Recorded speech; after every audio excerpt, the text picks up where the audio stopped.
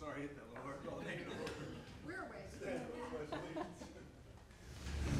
We're Pledge allegiance to the flag of the United States of America and to the republic for which it stands, one nation, under God, indivisible, with liberty and justice for all. Now that I got JB's attention.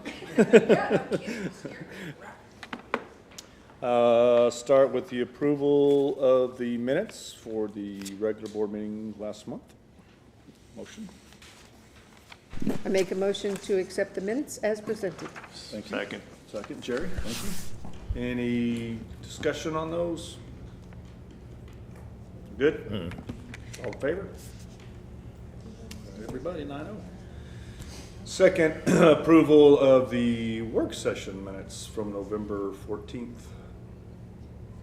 I move to approve the work session minutes from November 14th. Thank you, Jeff. Second. Thanks, Jeff. Any conversation on those? Yes. I was not Sid. there. You were not there. Oh, it says absent. Okay, it lists the directors and then down on absent, it does list me as absent. We Lists missed me you. as present and absent, so I was there in spirit. Yeah, there you go. We missed you. So it's listed, you're listed as present and absent? Correct. Oh, I only saw Okay, who's well, absent. My bad. why don't we approve the minutes as amended and As we'll get it amended. fixed? Yes. Okay, all in favor? 9-0. Tom, let's see, Recreation Committee, Joint Committee reports. Good evening, everyone. Meeting started, of course, at 4 o'clock, November 11th. Current business. Tom provided us an update on the renovation at the gun range. Joan provided the Trailblazer usage statistics from the city. New business, Joan asked the committee to support using the Kingsdale facilities for kids triathlon. Those were approved, or that was approved, and is to be, or take place on June 22nd, 2025, unless otherwise noted. Amenity reports, everything for the most part was in good condition. There were no outstanding items. Blowing Springs and the Gear Garden, nothing of major concern except the water station still needs some repair and repainting. Kingsdale Complex, tennis courts 3, 4, 7, and 8 are in need of resurfacing, and there are numerous cracks and dead spots on those courts. Lake Ann, it was reported a piece of dock siding has been torn loose next to the ramp. And Blowing Springs Greenway Trail, the recent storms brought down a lot of dead wood onto the trails. Staff reports, Tom reported that the 2025 budget will be presented, which has been presented on November 14th and voted upon this evening. Rick mentioned Norwood drawdown is underway, and the Rangers had 4,300 contacts in October, and that's down from the 5,800 in September. But it's up over last year's. October saw 2,750 contacts overall.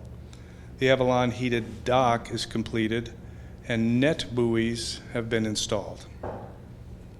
John reported that the trap and skeet usage is up and youth practices begin in December. Joan mentioned that the Not So Haunted event was successful and the fall tennis mixer was also well attended. Clay Llewellyn, who managed the BVRC area, reported that the holiday market was a success and there'll be another in the spring. There'll be no December meeting. We'll begin January, I believe, the January 13th meeting is still on, so at 4 o'clock. That's all I have. Thank you. Thanks. There was no Lakes meeting, so Ms. Ruth, golf. Okay, we had a meeting last Wednesday, and we had a very impressive event to share with you. The Futures Cup started 5 years ago. The first event had 28 players. This year they had 80 players. In the Future Cup, Dave Armstrong presented $8,650 check to Darrell Muldoon on behalf of the Junior Golf and the newly announced Junior Golf Academy. The check was a result of 80 players at the Cup donating $100 each, and $650 raised by additional individual donations at the silent auction sponsored by the wives of the players. The Future Cup supports the future of golf in Bella Vista, mainly the junior golf. And 2024 winner is the blue team, captained by Charlie Powell. He had not been successful in the past. Golf operations, Daryl Muldoon. Golf rounds continue to grow. October rounds were 22,516, 5,000 more than last year. Year-to-date rounds are 196,916, 15,000 more than last year. It's a record setting. We are tracking 220,000 rounds for 24. Both member and guest rounds are up over last year, and the pro shops were 125% more than budget for the month. Discussion was talked about for slow play. It was noted that one should check the hole-by-hole timing on the scorecard to determine if this play is really slow or you're just waiting because somebody's in front of you. If in fact it is slow according to the time, you should check with the pro shop because they're the ones that are equipped to handle it.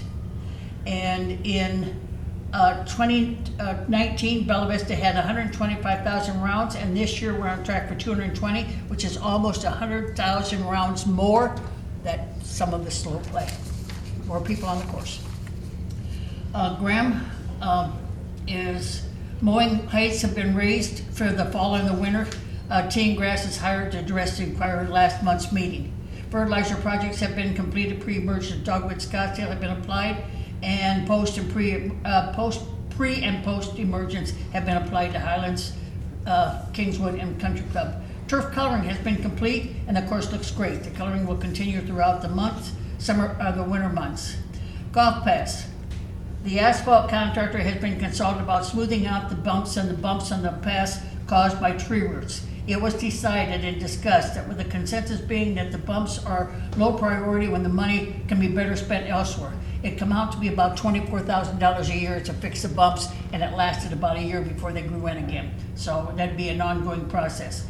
And Tanya Creek driving range, the final grass surfacing of dirt areas will be completed in the seeding of the ryegrass in this temporary fix until next spring. Next spring, also the area has been sodded with Bermuda grass. Autonomous mowers and ball pickers have been ordered.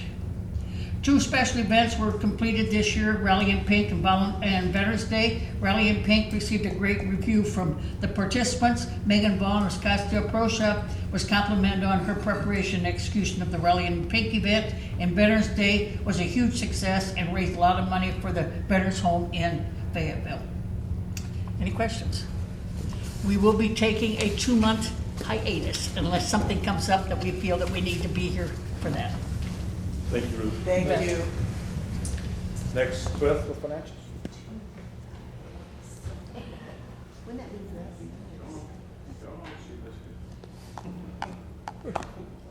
great? There we go.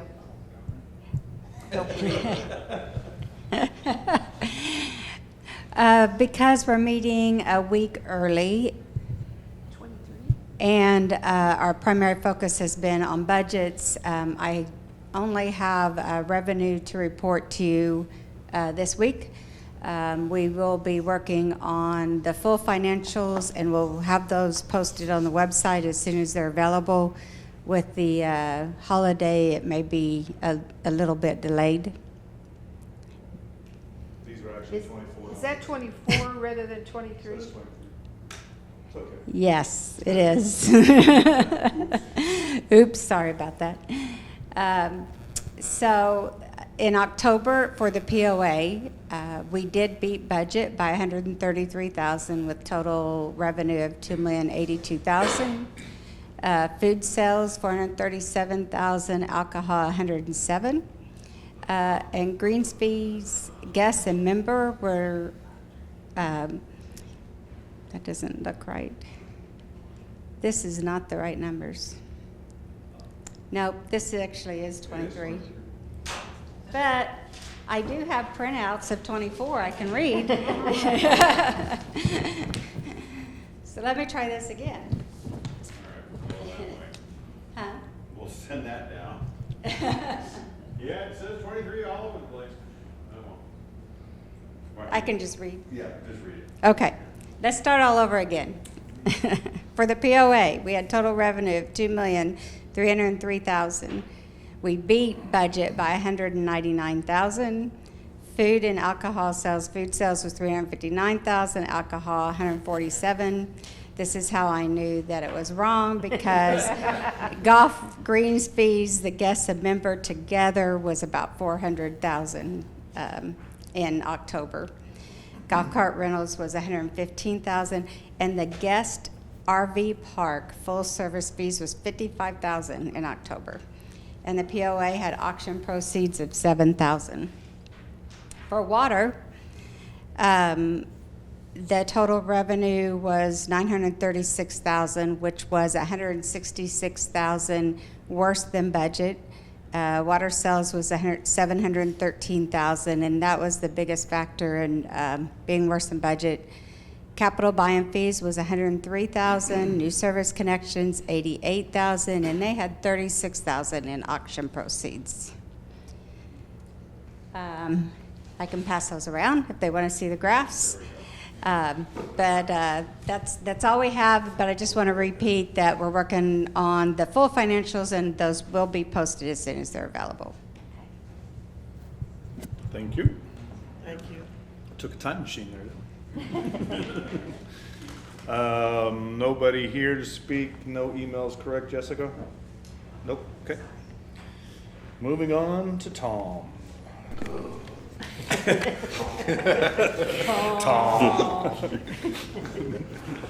Look, I got tired of hearing myself talk last week too.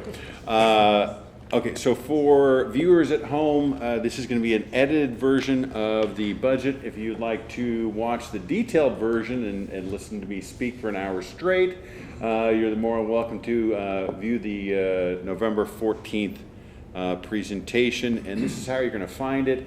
If you go to the POA's website, under Member Resources, under Governance Financials, you see the budget, and then you can see the presentation, the packet.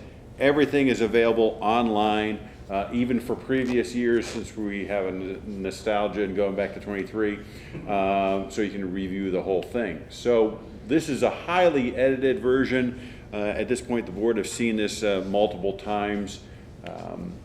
So first of all, you have the P&L. When you're looking at this, we're looking at the trailing 12, which is the most current actuals, the 25 budget, and then the delta, which is a comparison of the two. You can see that revenue is up, and I'm going to describe that briefly in the next couple slides. Cost of sales is up, labor and expenses are also up. So actually the EBITDA goes down quite a bit, and I ask you to pay attention on the next couple slides.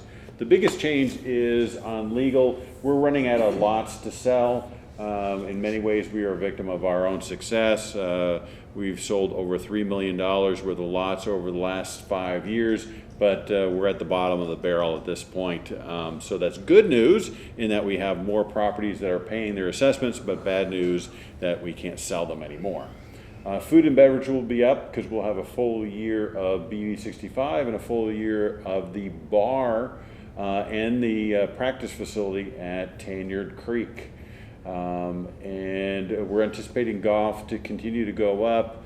As of today, Daryl said that last year we had 203,000 rounds, and as of today we are at 205, and we still have a month and change left. And so if it's if the weather is kind to us in December, we're really going to shatter. We've already beaten the record. We're going to shatter it even more so. And we can anticipate to continue to do that in next year. And assessments are anticipated to go up with more lots converting from unimproved to improved, and our continued efforts to get everybody to pay their assessments. Cost of sales, when revenue goes up, on the F&B side by $1 million, well, you're going to have a requisite increase in cost of sales. The more burgers you sell, the more patties you have to buy. And then Tanyard Creek practice facility is going to go up as we sell more merchandise. when we open that facility. We anticipate we are going to sell a lot of merchandise. You're also going to have to buy more clubs to sell. We are proposing a 3.2% merit increase that will be spread between all departments. F&B is going to go up as with the additional restaurant and the additional bar. You're going to have more wages, and we're beefing up service at Highlands and other facilities. Parks, lakes and parks are going to go up with the opening of the gun range. We're going to have additional employees now, and we're actually beefing that staff up. So if you actually compare the labor going back to 23 and 22, we're actually going to be quite a bit higher than that because of safety concerns. And then the remainder is some adjustments. And most of all, filling open positions. When you have an open position, it makes your increase look even more so. Insurance is not being kind to us. $52,000 in liability and casualty. Health is going up by $115,000. So those are not very helpful. F&B will increase. More burgers, more that you sell, the more patties and the more napkins and to-go boxes and everything else that impacts cost of sales. Increase in software as we're trying to address cybersecurity concerns. I think everybody's aware of what occurred with the city, and we don't want that to happen to us nor to our water department, because a lot of attacks going on to occurring with water facilities or utilities. And then we're anticipating an additional vote in September for an assessment increase. The increase would not go into effect until 25, but by having it in September, we will have an answer for, what did I do wrong? 26, sorry, in 26 it'll kick in if it goes through. But by having it in September, we'll be able to know the outcome before we go to get the approval for the 26 budget. A couple of years ago, we did dueling budgets because we didn't know the answer for the assessment increase, and one budget is enough, let alone two budgets. And so here is the cash flow budget, and you see at the top is the P&L that I just went over, and you can see the capital projects, the water loan, the commercial loan, money to reserves, allocations, and prepaids. And so quickly, here are the capital projects for the coming year. We seem to need to get a new boat motor every year. I think we'll continue to do that, need that. Tennis court resurfacing, pool deck resurfacing, and then a few moves down, you'll see the Highlands sod conversion. So we're going to be using the sod to sprig machine that we're proposing, the two machines that we're proposing to get that will convert the fairways to Meyer-Zoysa, which we think will have a positive impact on playing conditions. We actually, we have 1.5 fairways at Highlands that are Zoysa, and we got a question the other day from a property owner, and they said, why did you overseed just one fairway, 1.5 fairways? And we said, that's the Myers that we want to go to. It stays greener longer than common Bermuda. So already a good result, and we haven't even started. Total dollar amount is $542,000, quite a bit less than we've had in previous years. We've said before we need to catch our breath. The water loan payment, principal and interest, is $449,000. Commercial loan payment is $502,000. Planning on adding $200,000 to the POA reserves. Allocations, we always get questions about that. This is like the corporate allocation because the water department does not have accounting, IT, marketing, MAC, legal, database, member resources, central admin, and Human Resources, so we actually charge them for that, so that's just under $2 million. This was a 2.5% increase over 24. And then we had some prepaid expenses that were paid in 24 but have a positive impact on 25. And so that's how we get to the total cash flow of a positive whopping $2,563. You can see how all that flows together. Once again, this is simple cash flow. On to water. You'll see that revenue is going to go up. Cost of sales will go up. I'll describe that. Labor and expenses for a positive improvement over the trailing 12 of $26,000. Revenue is going to go up twofold. More homes. We're anticipating 491 new homes coming online. It's actually not homes, it's water taps, but same thing. And we're going to be asking for a rate increase because the POA is the recipient of a rate increase, and we're just trying to transfer that on.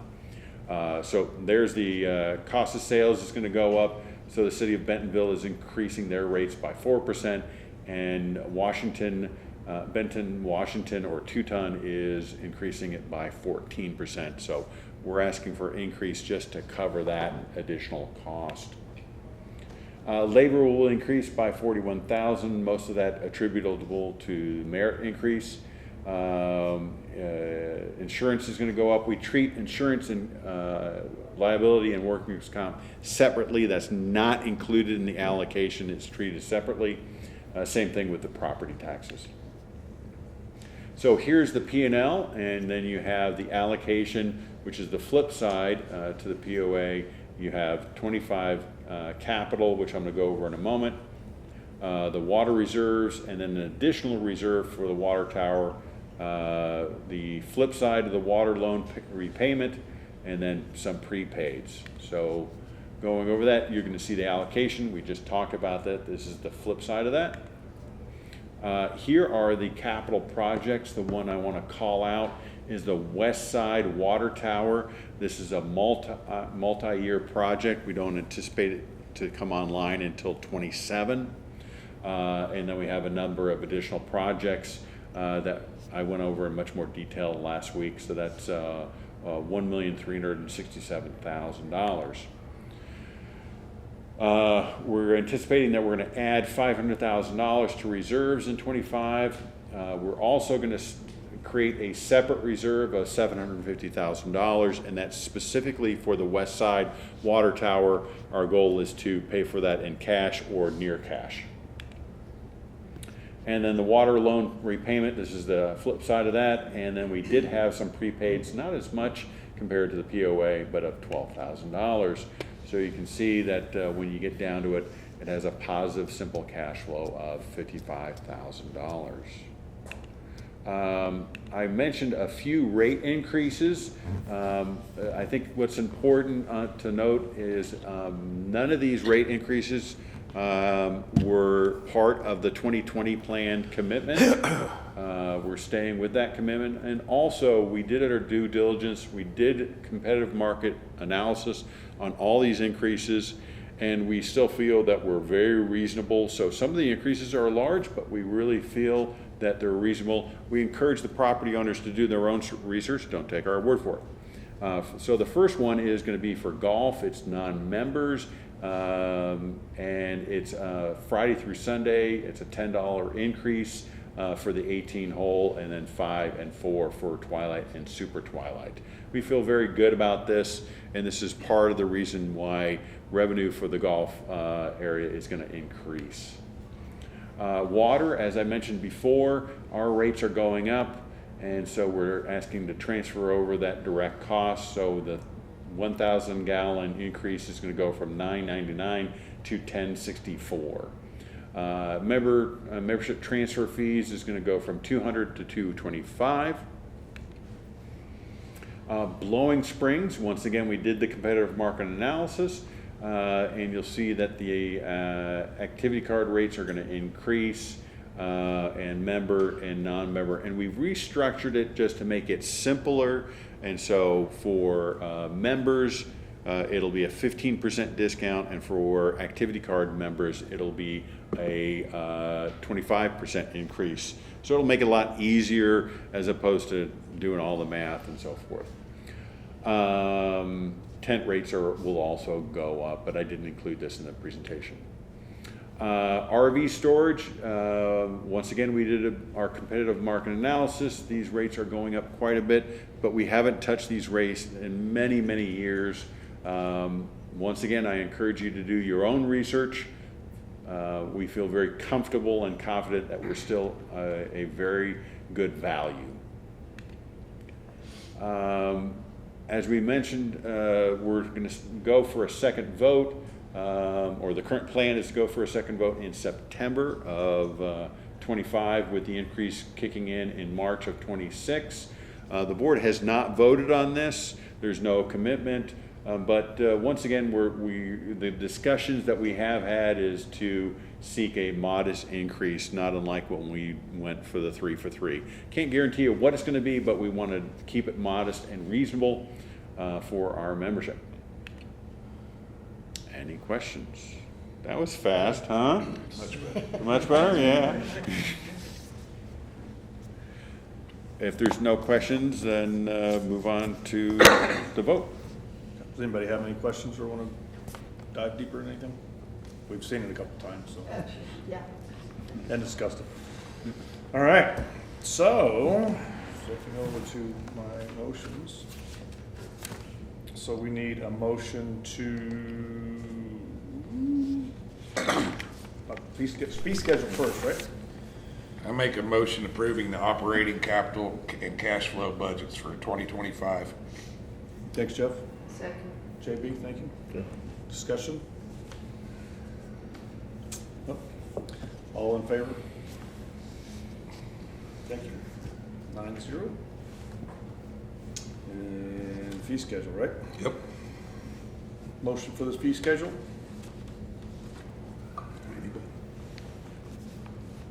You're already on. I make a motion approving the 2025 fee schedule. Thanks, Jeff. I'll second. Thank you, Captain. Any further discussion on the fee schedule? No? All right, all in favor? 9-0, thank you. Now, you want to talk some more? Absolutely, because Jeff loves hearing me talk. This is the second and final reading for changes to policy 2.09, 2.11, and the bylaws. This is the second and final reading. If you're watching from home, this is the first time you've watched the board and they don't have a dialogue on that, that's okay. We encourage you to go to previous board meetings and previous rules and regulations videos, and you'll see much more robust discussion. At this point, this is the 6th meeting that the board has talked about these changes. Thank you. Need a motion for policy 2.09, appointing a new interim director. This will be Make a motion approving the suggested changes to policy 2.09, appointing an interim director. This is the second reading of 2 required readings. Thank you, David. Second. Thank you, Jerry. Any further conversation on this one? No? All in favor? 9-0, thank you.